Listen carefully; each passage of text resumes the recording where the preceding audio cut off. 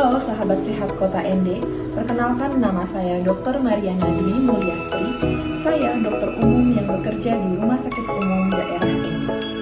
Pada kesempatan ini, saya akan memberikan informasi mengenai etika batuk dan bersin yang benar, guna mencegah penularan penyakit yang ditularkan melalui droplets atau percikan ludah yang keluar bersamaan ketika kita batuk atau bersin. Yang pertama, saat kita batuk atau bersin, gunakan sapu tangan atau tisu untuk menutup mulut dan hidung Anda seperti ini. Kemudian buang tisu Anda ke tempat sampah.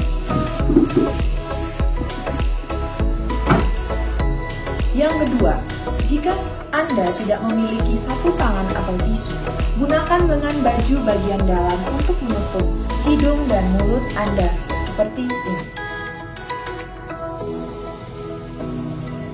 Yang ketiga, setelah batuk atau bersin, jangan lupa mencuci tangan Anda di bawah air yang mengalir dengan menggunakan sabun atau cairan pembersih tangan yang berbasis alkohol.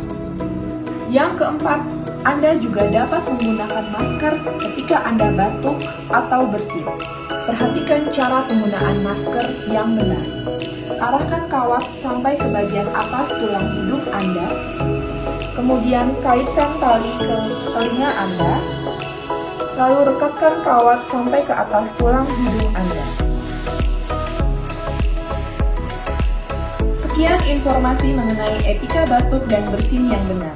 Mari kita terapkan etika batuk dan bersin yang benar guna mencegah penularan penyakit yang ditularkan melalui droplets atau percikan ludah.